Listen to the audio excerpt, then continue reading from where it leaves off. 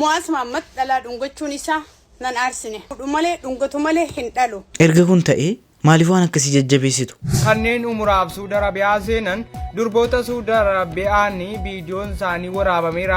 Viidiyoon waraabame kun isaanii durboota waliin wal harkisuuf wal xuuxu. Baay'ee tokko nama gaddisiisa. Ama achirratti akkasitti isin boonse sattarullee qabda yoo waan biraatillee godhe malee. Oromoon kun nawriidhuma walii dhokuu dadhabaa jira.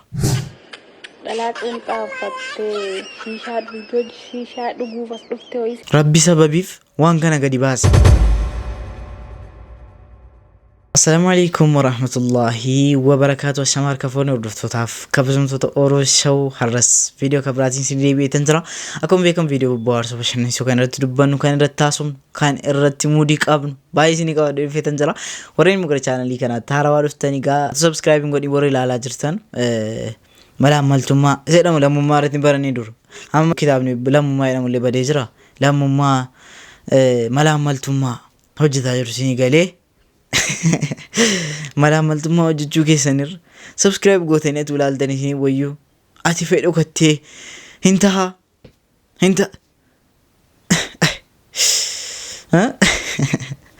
egaa viidiyoo kanas akkuma beekamu atu namni tokko nafin laayikii 1566 akka galchuun daganne isinin jaaladhama beektu miti isin sifai gara viidiyoo.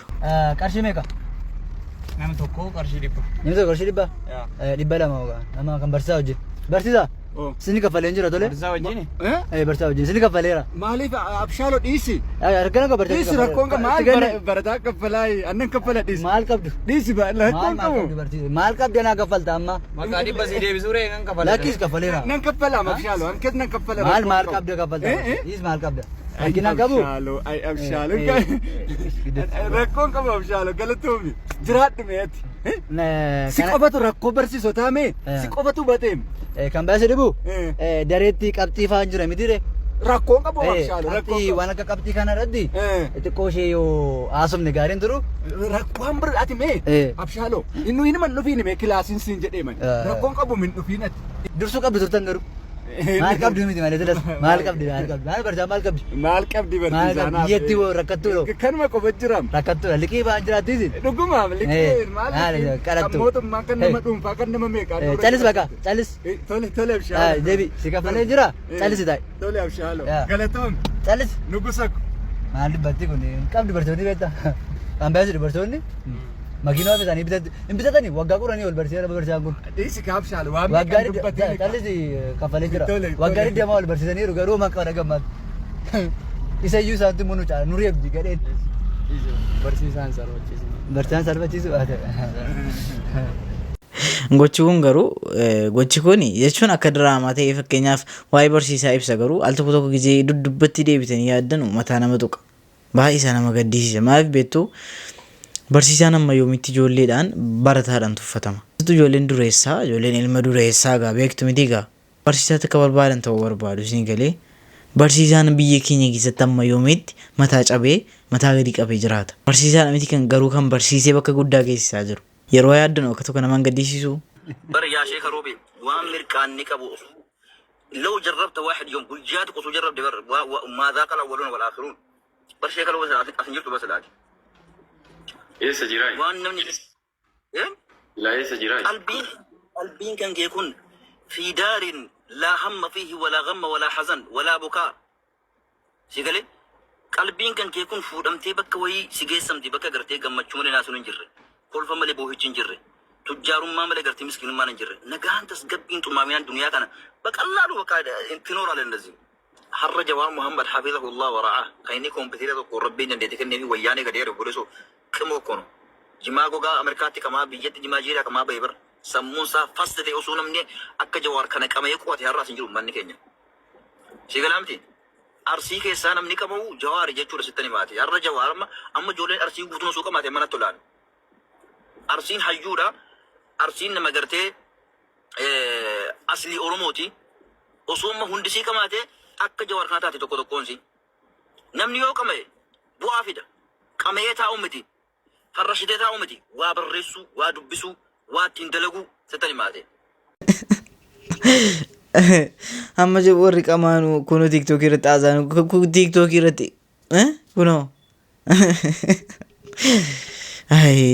maasin qamatanii miti kan TikTok irratti live irratti jinnee baasu jalqabdan dhiisaa maal ijoollee maal gorsitu namaa live irratti immoo kun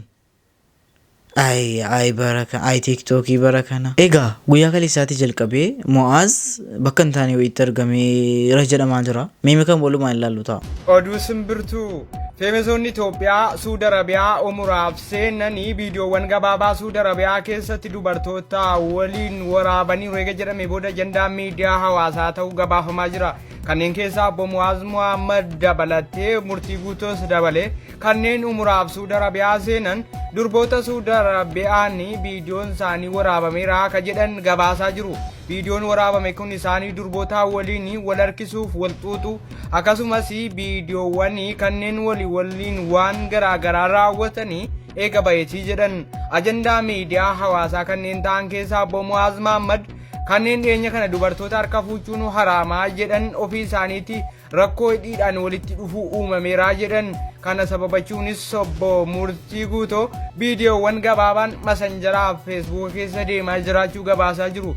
Kanneen Itoophiyaa irraa Suudi Arabiyaa umuraaf seenan kaayyoo isaanii biyya Suudi Arabiyaa seenaniif dagatanii gara dubartoota waliin qoosuu fi xuuxuuf wal harkisuutti deebi'aniiru jedhan ajandaa miidiyaa hawaasaa wal hirkaa fuudhinsaan kataa jiru. Jarreen kun viidiyoo walii baasuu keessatti irra deebiin wal qeeqaa jiru. Obbo Mu'aaz Muhammad ashmuriidhaan qaamonni naa waliin jiraataa turanii shiraa fi na kuffisuuf yaalan wantoota gurguddaa dalagaa jiru jedhan qaamotiin tokko akka dubbataa jiranutti viidiyoo Mu'aaz Muhammad kabaase obbo Murtii Guutooti jechuunis irra deebiin dubbatan.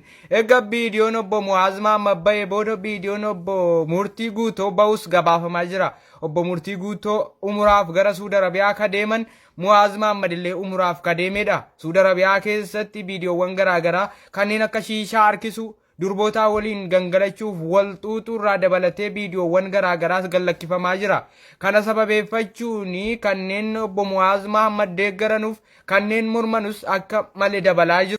Feemesota Itoophiyaa jechuun ka qubachi deeffatan ijoolleen miidiyaa hawaasaa irraa ka dubbataa jiran obbo Mu'aaz Muhammad seefuu faantaa irratti dubartoota harka fuuchuun cubbuudha jechuun harka isaanii lapheerra kaa'atanii turanii jedhan dubartoota harka fuuchuu baqaaf. Obbo Murtii Guutoo viidiyoowwan akkasii kana raawwatu jennee eegaan turre garuu isaanis viidiyoon isaanii baheera jechuun masanjara keessa fuudhanii olii gaffiigaa jiru.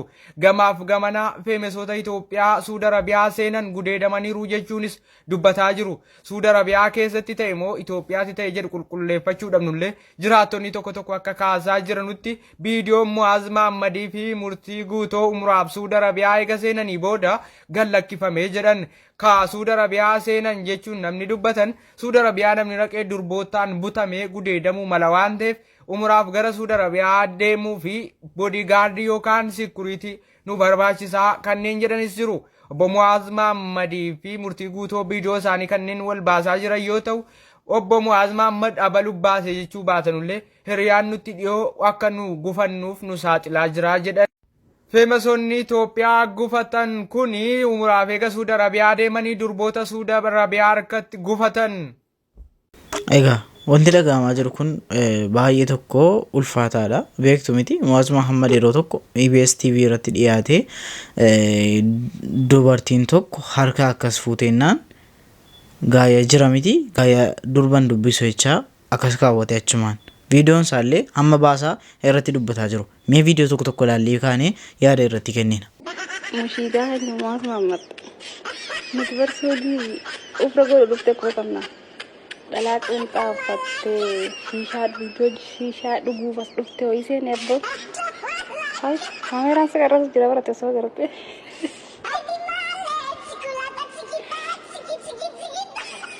Maal jirtan garuu? Egaa akkuma argitan viidiyoon baheera jedhamaa jiru kana baay'eetu kana magaddisiisa jechuun jira miti. Wanti kun waan AI wayitiin edit godhame fakkaatu fuulli isaas kanuma isaatiin itti fakkaata. Namarra badii tokko kaa'uudhaaf cinqamuun isa jaadha garuu waan kanarraa baranna beektu bor wama nurra qaqqabu hin beeknu. shamara dhungatu waan guddaadha. Shamara miti namni waan fedhe yoo godhe yoo mirga isaati garuu nama achirratti akkasitti isin boonse sattarullee qabda yoo waan biraatillee godhe malee asirra fiddanii annamummaan gurguddaan asitti isa eegu hunda waanuma namaa kanaaf Oromoon keessaafuu kanaaf gadigaloo taate gadigaloo jechuun kana ka biyyittii Oromoon bulchitu ka halkanii guyyaa qalamu addunyaa kana gubbaa ka sabni isaa bulchu Oromoo qofaan arge maaliif hammeenya kana keenya dhugaadha dhaggeeffadhaa. Mucaan kun miidiyaa maalirratti dhiyaate? Miidiyaa jara beektu kanaan wal qabatee immoo gaafa Mu'aaz viidiyoon akkasii argamu eenyuun ni gammada? Oromoo keenya baase wanta kanas Oromoo keenyas ho'isee walitti daddabarsee akka jiruun hamma gaafa TikTokii laaluudhaa seenu akka jiruun isa qofa. Mu'aaz Mahammad dhalaa dhungachuun isaa nan aarsine garuu shishaa dhuguun isaa na aarsee jira. Sheekni hundilleen fuudhu malee dhungatu malee hin dhalu. Garuu haraamitti dhungachuun akka sheekotaatti fi yookaan immoo akka warra nashiidaa yookaan manzuumaa hojjetutti dhorkaadha. Haa ta'u malee mucaan kun fandaataadha, dardara, waxxaatiidha. Kisingii akka faranjiinuu dhiistee jirti. Kisingii akkasii roomaantikii mattaluun isaa nuti nu boonsee jira. Shamarran immoo dhiira akkasii jaalatti. Garuu umraa dhaqanii waan akkasii godhuunis ni ulfaatti. Kun immoo maqaa warra manzuumaa hojjetuu xiqqeessa jechuudhaan miidiyaan dhaadachaa jira. Garuu warri viidiyoo san gabbaases badii qaba. Ani akka kiyyatti namni laayifii dabarsuun waanuma jiru. Namni hundi simmeetii qaba. Simmeetii isaa to'achuu dadhabee yoo akkas godhellee garuu shishaa harkisaa kisingii godhuun san dogongora. Haa ta'u boga godhe ilma dhiiraati irraa gabbu'a. Dhageessanii ilma dhiiraatidha. Jarri waan akkasii jajjabeessanu jiru. Wanta akkasii jajjabeessuun waan hin taane kun sini galee yoo ilma dhiiraa miti akkam ta'e iyyuu inni nagaan jiraataa ilma dhiiraa miti inni asirratti wanti jechuu barbaadu wanti kun gara shari'aatiin deemnus gara islaamummaatiin deemnus nawrii walii wal sattaruun ajrii guddaa qaba. Nawrii obboleessa ofii tokko sattaruun ajrii guddaa qaba. Sini galee garuu asirratti fiddanii ho'iftanii tokkoffaa mucaan kun maaliif akkas ta'e tokkoffaa maaliif kana keessa seene yoo jenne wanta kana baasne jechaadha. Maa inni beektu tokkoffaa beekamtiin kun gaafa baay'ate waan hin taane keessa nama galchite. Waan xiqqoo irraa yoo baqattan rabbiin waan guddaa irraa isin eega. Fakkeenyaaf mucaan kun atuun beekin ta'uu danda'a, itti dhiyaate ta'uu danda'a, waa tuqsiisanii beektu waan yeroo kana keessa jiru. Waa tuqsiisanii mucaa akkas waan tokkotti godhanii fudhatanii galanii araada keessa galchanii waan hin taane akka inni godhu gochuudha. Yookaan immoo fedhii isaa dhumaan waan akkasii keessa galee ta'uu danda'a.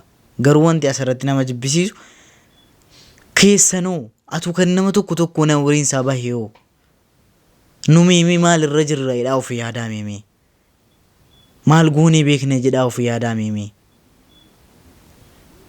hamma mucaan kun dhugaadha.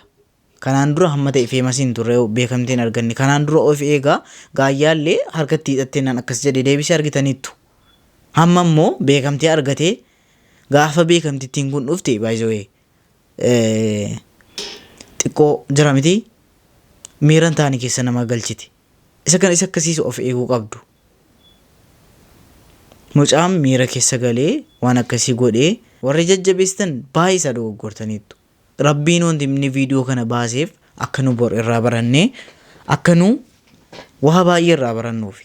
Rabbi hojii keenya ilaalee waan hin taane akkas dheengiddaa argitaniittu biyya maaliitiyyuu dubartoota shamarran 400 wajjin viidiyoo godhaa isa gallakkise sana. Namichi sun maatii meeqatu addaan cite sababii sanaan. Waa meeqa bade sababii sanaan. Inni ergasii warra isaa amanuu dadhabe. Waa meeqa akka uumee darbe bartaniittu hammas ta'u waan tokko irraa barumsa fudhachuun gaariidha. Garuu ho'isuun duratti yaaduun bareedduudha. Baay'ee isaa nama gaddisiisa. Baay'ee isaa gaddeeraan iyyuu.